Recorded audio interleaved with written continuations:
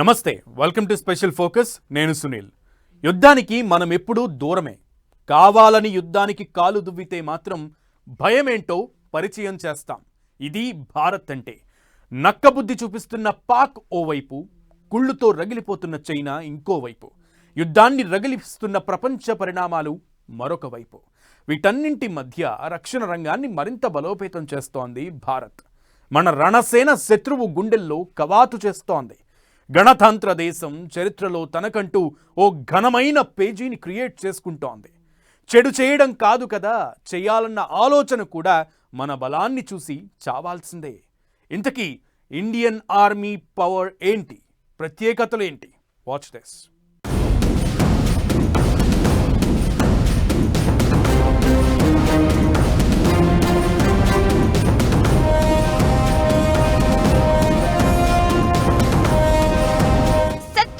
ముఖ్యంగా భారత రక్షణ రంగం, శత్రువు గుండెల్లో కవాతు చేసే సైన్యం, గగన వీధుల్లో గర్జించే యుద్ధ విమానాలు, సముద్ర జలాల్లో సత్తా చాటే యుద్ధ నౌకలు, శత్రువును వెంటాడే ట్యాంకులు, క్షిపణులు, రాటుదేలుతున్న రణసేన, శత్రువుకు వణుకు.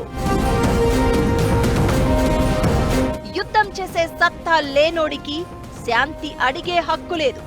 శాంతిని కాపాడాలంటే యుద్ధం చేయాల్సిన పరిస్థితులు కనిపిస్తున్నాయి. అలాంటి యుద్ధం ఏది వచ్చినా, ఎలాంటిది వచ్చినా అన్నింటినీ తిప్పికొట్టేలా, దేశం మీసం తిప్పేలా ఎదుగుతోంది మన రక్షణ వ్యవస్థ. కుక్కతోక బుద్ధి చూపిస్తున్న చైనాకు, నక్కలా గోతులు తవ్వుతున్న పాకిస్తాన్కు, వాళ్లకు అర్థమయ్యే భాషలోనే మన త్రివిధ దళాలు వార్నింగ్ ఇస్తున్నాయి. భారత్కు చెడు చేయడం కాదు కదా, బంకరగా చూడాలన్నా వణికిపోవాలి. ఆ రేంజ్ లో సూపర్ స్ట్రాంగ్ గా కనిపిస్తోంది మన డిఫెన్స్. దేశాన్ని కంటికి రెప్పలా కాపాడుతున్న మన రక్షణ రంగం అంచెలంచెలుగా ఎదుగుతోంది. స్వతంత్ర భారత ప్రస్థానంలో త్రివిధ సాయుధ దళాల విజయాలు, త్యాగాలు చిరస్మరణీయం. పొరుగునున్న చైనా, పాకిస్తాన్లతో యుద్ధాలు తలెత్తినా మన సైన్యం అద్భుత పోరాట పటిమ చూపించింది. ఇంటా బయట ఎదురవుతున్న సవాళ్లను ధీటుగా ఎదుర్కొంటోంది.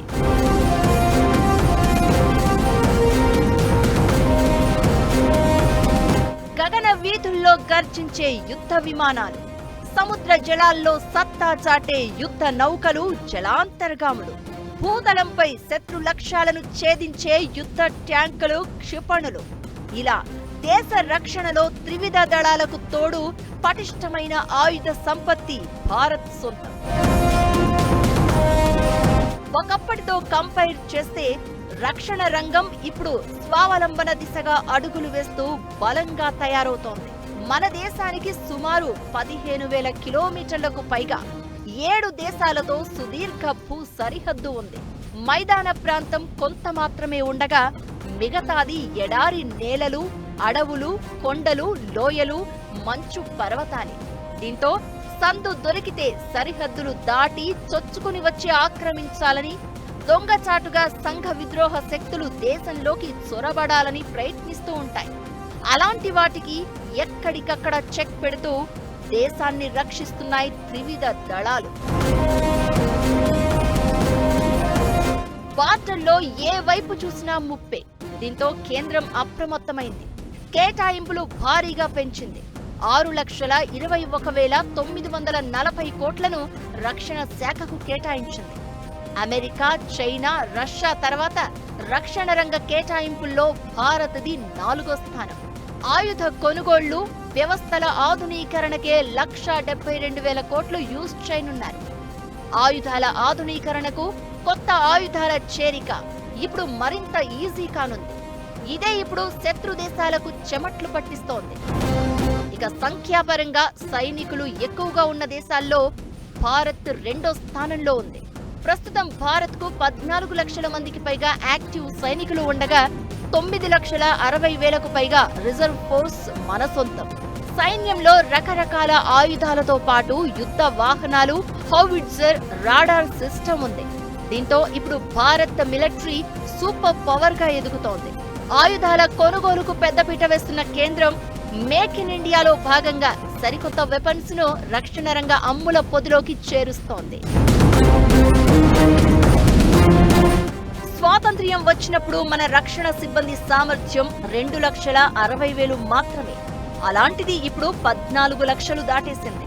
ఇలా పదాతి దళాలు మాత్రమే కాదు, వాయు, నేవీ, చివరికి అంతరిక్ష రంగంలోనూ ఇప్పుడు బలం పెంచుకుంటోంది భారత్. శత్రు దేశాలకు సవాల్ విసురుతోంది. మన మిలిటరీ బలం చూస్తే శత్రు దేశాలకు ఓవైపు తడిచిపోవాల్సిందే. 14 లక్షల సైన్యంతో పాటు 4,750 యుద్ధ ట్యాంకులు, 10,000కు పైగా సాయుధ వాహనాలతో పాటు 4,000కు పైగా మోడర్న్ ఆర్టిలరీ పీసెస్ ఉన్నాయి. అర్జున్, T-90S భీష్మ, T-72 అజేయ యుద్ధ ట్యాంకర్లు మన సైన్యంలో కీలకంగా మారాయి. వీటికి తోడు రష్యా నుంచి T-14 ఆర్మర్ట యుద్ధ ట్యాంకర్ను కూడా రప్పించేందుకు ప్రయత్నాలు జరుగుతున్నాయి. సరిహద్దుల్లో శత్రువు సైడ్ ఫేస్ చేసి గర్జించే సింహాల్లా కనిపించే వీటిని చూసి దాయాదికి వణుకు పుట్టాల్సిందే. ఇక రాకెట్ లాంచర్లు, nuclear missiles, intercontinental tactical ballistic missiles మన సైన్యానికి మరింత బలంగా మారాయి. భవిష్యత్తు యుద్ధాలన్నీ అత్యున్నత సాంకేతిక పరిజ్ఞానంతో జరగడం ఖాయం. దీంతో దానికి తగినట్లుగా త్రివిధ దళాలు సైబర్ యుద్ధ నైపుణ్యాలను పెంపొందించుకుంటున్నాయి. మనది మొదటి నుంచి కయ్యానికి కాలు దువ్వే స్వభావం కానే కాదు.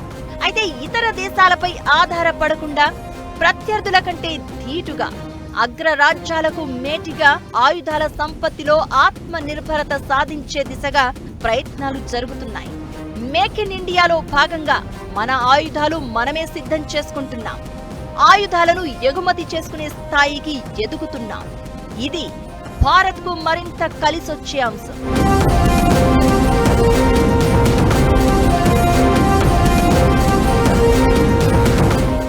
నేల మీదే కాదు, నింగి నీరు ఎలా వచ్చినా చుక్కలకు స్పెల్లింగ్ రాయిస్తామన్నట్లు భారత్ బలం కనిపిస్తోంది. ఇండియన్ నేవీ రోజు రోజుకు సూపర్ స్ట్రాంగ్గా మారుతుండగా ఎయిర్ ఫోర్స్ అదుర్స్ అనిపిస్తోంది. మన వాయుసేన ప్రపంచంలో అత్యంత శక్తివంతమైన వైమానిక దళాల్లో ఒకటిగా నిలుస్తుంది. ఇప్పటి వరకు ఒక లెక్క, ఇకపై మరో లెక్క అనేలాగా అడ్వాన్స్డ్ టెక్నాలజీ సూపర్ స్ట్రాంగ్గా ఎదుగుతోంది. ఇంతకీ మన ఎయిర్ ఫోర్స్ నేవీ స్పెషాలిటీ ఏంటి? శత్రు దేశాలు వణికిపోయేంత బలం మనకేముంది?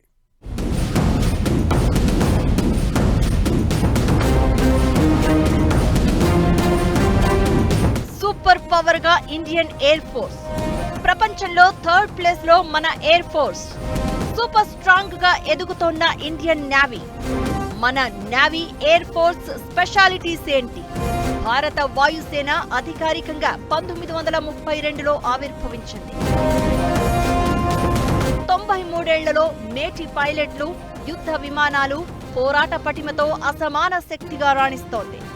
1,70,000 మందికి పైగా సైనికులు, 1926 ఎయిర్ క్రాఫ్ట్లతో ప్రపంచంలో అత్యంత శక్తివంతమైన వైమానిక దళాల్లో ఒకటిగా నిలుస్తోంది.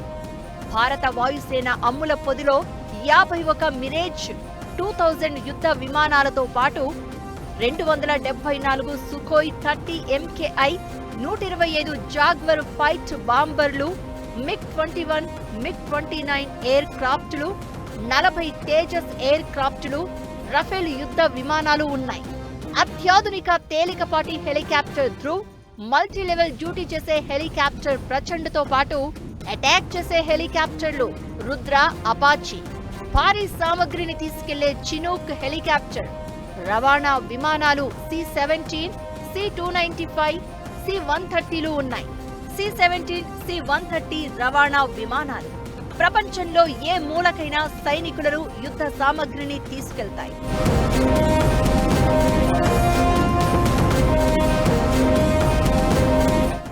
ఇండియన్ ఎయిర్ ఫోర్స్ రికార్డ్స్ చూస్తే శత్రు దేశాలకు వణుకు పుట్టాల్సిందే. 1971లో పాకిస్తాన్లోని మైదాన ప్రాంత లక్ష్యాలపై విరుచుకుపడిన మన వాయుసేన 1990లో కార్గిల్ పర్వత శిఖరాలపై, 2019లో బాలాకోట్లో సక్సెస్ఫుల్ గా అటాక్ చేసింది. ఇక 2020లో తూర్పు లద్దాఖ్లో చైనా కబ్జా తీరును ఎదిరించడంతో పాటు మన సరిహద్దు దళాలకు అన్ని రకాల సామగ్రిని అందించి ఇండియా పవర్ ఏంటో చూపించింది. ప్రస్తుతం మన ఎయిర్ ఫోర్స్ కు 31 యుద్ధ విమాన స్క్వాడ్రన్లు ఉన్నాయి. ఒక్కో స్క్వాడ్రన్ లో 18 నుంచి 20 వరకు యుద్ధ విమానాలు ఉంటాయి. సంఖ్యాబలం పరంగా ప్రపంచంలో 3వ పెద్ద వైమానిక దళంగా నిలుస్తున్న భారత వాయుసేన ప్రస్తుతం యుద్ధ విమానాల కొరతను ఎదుర్కొంటోంది. చైనా దగ్గర 2000కు పైగా యుద్ధ విమానాలు ఉంటే పాకిస్తాన్ దగ్గర 450 ఉన్నాయి. అయితే భారత వాయుసేనకు 700 విమానాలు మాత్రమే ఉన్నాయి. దీంతో భవిష్యత్తులో ఆ రెండు శత్రు దేశాలను ఒకే సమయంలో ఎదుర్కోవడం కష్టమయ్యే ఛాన్స్ ఉంటుంది. ఆత్మనిర్భర్ కార్యక్రమం కింద వచ్చే 3 ఏళ్లలో దాదాపు 3 లక్షల కోట్ల రూపాయల విలువైన ప్రాజెక్టులను ఎయిర్ ఫోర్స్ చేపడుతోంది.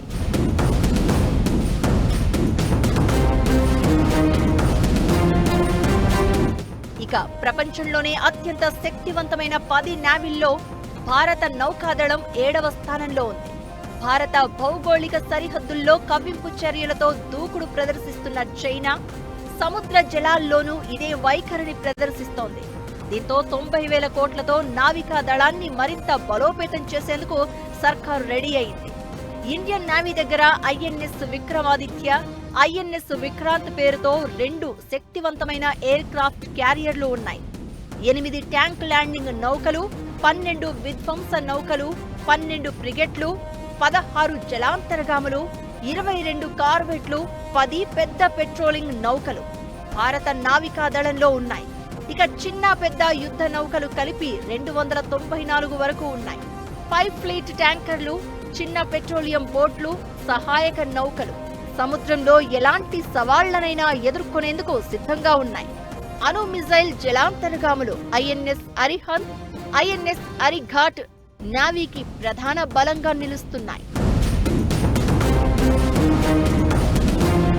ఐఎన్ఎస్ అరిహంత్, ఐఎన్ఎస్ అరిఘాట్ తో పాటు ఐఎన్ఎస్ అర్ధమాన్ పేరిట నిర్మిస్తున్న ఈ భారీ అణుశక్తి జలాంతర్గామి త్వరలో నౌకాదళ అమ్ముల పొదిలోకి చేరబోతోంది. ప్రస్తుతం దీనికి సముద్ర పరీక్షలను నిర్వహిస్తున్నారు. ఐఎన్ఎస్ అరిహంత్, ఐఎన్ఎస్ అరిఘాట్ తో కంపేర్ చేస్తే ఇది మరింత పెద్దది. ఇక ఈ మధ్య ఐఎన్ఎస్ సూరత్, ఐఎన్ఎస్ నీల్గిర్, ఐఎన్ఎస్ వాగ్షీర్ చేరడం నావికాదళం బలాన్ని మరింత పెంచింది.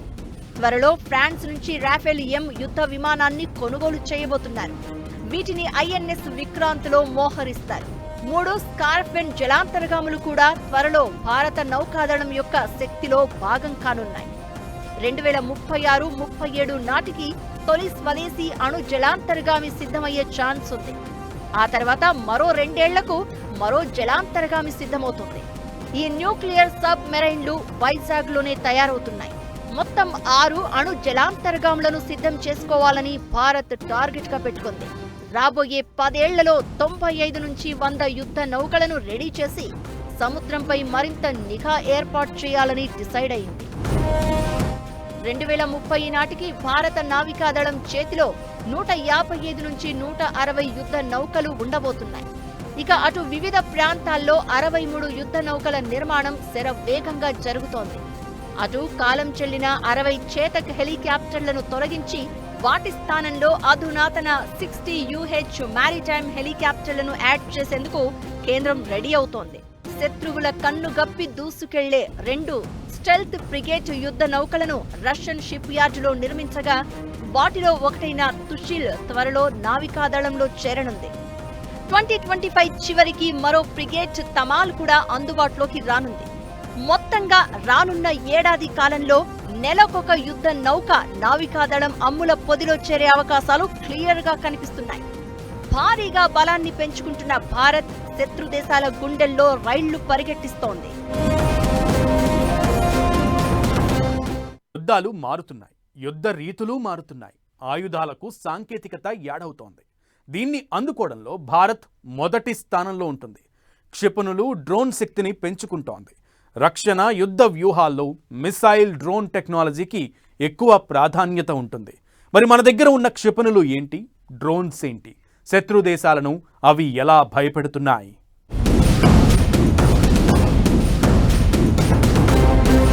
అడ్వాన్స్డ్ వార్ఫేర్ కు భారత్ రెడీ. భారత మిసైల్స్ కు శత్రువుల వణుకు. భారత అమ్ముల పొదిలో అడ్వాన్స్డ్ డ్రోన్స్. మన మిజైల్ డ్రోన్స్ పవర్ ఎంత? శత్రువుల భూభాగంలోకి వెళ్లకుండా వారి స్థావరాలను ధ్వంసం చేయడానికి ఉపయోగపడే అత్యాధునిక ఆయుధాలు క్షిపణులు. ఎలాంటి ప్రాణ నష్టం లేకుండానే శత్రు క్షేత్రాల్లో విధ్వంసం సృష్టించే సామర్థ్యం ఉంటుంది వాటికి. చొచ్చుకొచ్చే ఆయుధాలను మెరుపు వేగంతో అడ్డుకోగలిగిన పవర్ ఉంటుంది. దేశ భూభాగం, గగనతలం, సముద్ర సరిహద్దుల వైపు శత్రువులు కన్నెత్తి చూడకుండా పలు రకాల క్షిపణుల అభివృద్ధి జరుగుతోంది. ఈ మధ్య హైదరాబాద్ లోని DRDL అత్యంత క్లిష్టమైన స్క్రామ్ జెట్ అనే super sonic combustion Ram jet engine సాంకేతికతను అభివృద్ధి చేసింది. 120 సెకండ్ల పాటు ఈ ఇంజన్ను నేలపై విజయవంతంగా పరీక్షించింది. దేశంలోనే ఇది మొదటిసారి. నెక్స్ట్ జనరేషన్ హైపర్సోనిక్ క్షిపణులను భారత్ అభివృద్ధి చేయడంలో స్క్రామ్ జెట్ ఇంజన్ కీలక పాత్ర పోషించనుంది. హైపర్సోనిక్ క్షిపణులు ధ్వని వేగం కంటే 5 రెట్లు ఎక్కువ, అంటే 5400 కిలోమీటర్ల కంటే అధిక వేగంతో దూసుకెళ్తాయి. భారత అమ్ముల పొదిలో అగ్ని క్షిపణి కీలకం. ఇది ఉపరితలం నుంచి ప్రయోగించి ఉపరితల లక్ష్యాలను ఛేదించే క్షిపణి. సాధారణ అణు బాంబులను మోసుకెళ్లగలిగే సామర్థ్యం దీనికుంది. ఇది బాలిస్టిక్ క్షిపణి. దాదాపుగా 1000 కిలోల బరువైన ఆయుధాలను మోసుకెళ్లగలదు. ఇందులో 6 రకాలున్నాయి. ఇందులో కీలకమైంది అగ్ని 5. ఇది ఖండాంతర బాలిస్టిక్ క్షిపణి. దీని పరిధి 5000 నుంచి 8000 కిలోమీటర్లు ఉంటుంది. ఇక మిషన్ దివ్యాస్త్ర పేరుతో అగ్నిపై క్షిపణిని ప్రయోగించారు. అగ్ని ప్రైమ్ అణ్వస్త్రాలను మోసుకెళ్లగలిగే నూతన తరం రకం క్షిపణి. ఇక పృథ్వీ క్షిపణి. ఇది స్వల్ప శ్రేణి బాలిస్టిక్ క్షిపణి. ఉపరితలం నుంచి ఉపరితలానికి ప్రయోగిస్తారు. ఇందులో 3 రకాలు ఉండగా పదాతి దళానికి, వాయుసేనకు, నావికా దళానికి చెందినవి. ఇక శత్రు దేశాల విమానాలు, హెలికాప్టర్లు, డ్రోన్లను ధ్వంసం చేయడానికి ఉపయోగించే ఆకాశ క్షిపణి కూడా కీలకం. త్రిశూల్, ప్రళయ్, అస్త్ర, నిర్భయ్, పినాకా మిజైల్స్ కూడా భారత్ కు బలంగా నిలుస్తున్నాయి. ఇక బారక్ క్షిపణి వ్యవస్థలో 8 మిజైల్స్ ఉంటాయి. అటు K class missiles, sub marine నుంచి ప్రయోగించే బాలిస్టిక్ క్షిపణులు. ఇందులో సాగరిక పేరుతో K-15 క్షిపణిని INS అరిహంత్లో చేర్చగా, ఇక K-4 క్షిపణిని అరిఘట్ నుంచి ప్రయోగించారు. శౌర్య క్షిపణి. ఇది హైపర్సోనిక్ మిజైల్. ఉపరితలం నుంచి ప్రయోగించి ఉపరితల లక్ష్యాలను ఛేదించే క్షిపణి. ఇక ఆధునిక యుద్ధ రీతుల్లో డ్రోన్లు కీలక పాత్ర పోషిస్తున్నాయి. రష్యా యుక్రెయిన్ యుద్ధం, ఇరాన్ ఇజ్రాయెల్ ఉద్రిక్తతల తర్వాత డ్రోన్ల ప్రాధాన్యం ప్రపంచానికి తెలిసి వచ్చింది.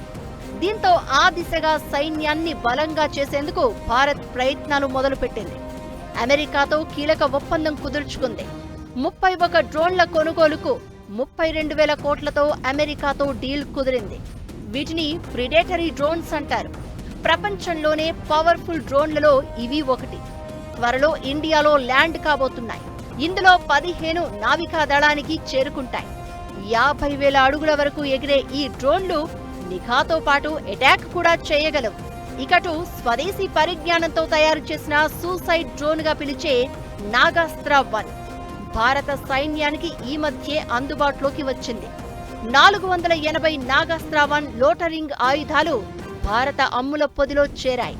ఇది 4500 మీటర్ల ఎత్తుకు ఎగరగలదు. నాగాస్త్ర 2, నాగాస్త్ర 3 తయారీపై సైంటిస్టులు నజర్ పెట్టారు.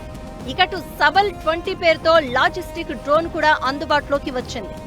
అడవులు, కొండ ప్రాంతాల్లో ఆర్మీ చేపట్టే ఆపరేషన్లలో ఇవి విశేషంగా సేవలందిస్తాయి. వీటితో పాటు కమికేజ్ సిరీస్ కు చెందిన ఖర్గా, కారా కమికేజ్, DRDO తయారు చేసిన నిశాంత్, రుస్తుం డ్రోన్లు నిఘా ఉంచుతాయి. ఇవి సైన్యానికి కీలకంగా మారాయి.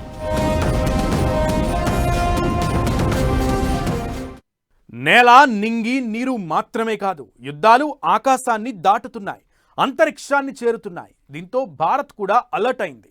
అంతరిక్షంలో సైనిక శక్తిగా ఎదిగేందుకు ప్రయత్నాలు మొదలుపెట్టింది. ఇప్పటికే ఆ దిశగా అడుగులు కూడా వేసింది. అయితే మన రక్షణ వ్యవస్థను కూడా కొన్ని సవాళ్లు వెంటాడుతున్న పరిస్థితి.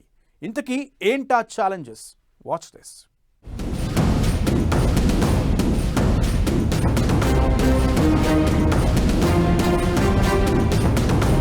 అంతరిక్షంలోనూ ఆయుధాలు పెట్టేస్తున్నాయి కొన్ని దేశాలు. దీంతో రాబోయే రోజుల్లో యుద్ధ స్వరూపాలే మారే అవకాశం కనిపిస్తోంది. దీంతో భారత్ కూడా అంతరిక్ష సైనిక శక్తిగా ఎదిగేందుకు రెడీ అవుతోంది. ప్రస్తుతం అమెరికా, రష్యా, చైనాకు మాత్రమే స్పేస్ లో దళాలు ఉన్నాయి. Israel, Britain, France, Germany, Japan, Italy, Spain అంతరిక్ష సైనిక ప్రాజెక్టులు చేపట్టాయి. అయితే అవి సొంత రాకెట్లపై మానవులను భూకక్షలోకి, చంద్ర, కుజ గ్రహాల మీదకు పంపాలని అనుకోవడం లేదు. అయితే భారత్ మాత్రం ఆ దిశగా ముందుకు సాగుతోంది. ప్రస్తుత రాకెట్లు ఒకసారి ఉపగ్రహాలను ప్రయోగించిన తర్వాత నేలకు రాలిపోతాయి. అలా కాకుండా రీయూజబుల్ రాకెట్లు అందుబాటులో ఉంటే ప్రత్యేక అంతరిక్ష సైన్యాన్ని సిద్ధం చేసుకుంటాం. 2028 నాటికి భూకక్షలో అంతరిక్ష కేంద్రాన్ని ఏర్పాటు చేయాలని, 2040 నాటికి మన వ్యోమగామిని చంద్రుడిపై దింపాలని భారత్ భావిస్తోంది. భూకక్షలోని ఉపగ్రహాలను, రేపు నిర్మించబోయే అంతరిక్ష కేంద్రాన్ని శత్రు దాడి నుంచి సంరక్షించుకునే బలం కావాలి. శత్రు ఉపగ్రహాలను ధ్వంసం చేసే ఆయుధాలను సముపార్జించుకోవాలి. ఏ శాట్ అంటారు దీన్ని. 2019లోనే భారత్ మిషన్ శక్తి పేరుతో ఈ ప్రయోగం చేపట్టింది. ఇకటు మన రక్షణ రంగాన్ని కూడా కొన్ని సవాళ్లు వెంటాడుతున్నాయి. చైనా, పాక్ రూపంలో దేశానికి ముప్పు ఉంది. దీంతో ఆయుధాల తయారీని మరింత వేగంగా చేపట్టాలి. విదేశాలకు భారీగా ఆయుధాలను ఎగుమతి చేసే దశకు చేరుకోవాలి. వెపన్స్ రూపకల్పనలో పెద్ద దేశాలతో పోటీ పడాలి.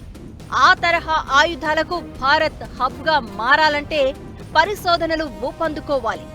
రక్షణ పరిజ్ఞానాల అభివృద్ధిలో ప్రైవేటు పెట్టుబడులు గణనీయంగా పెరగాలి.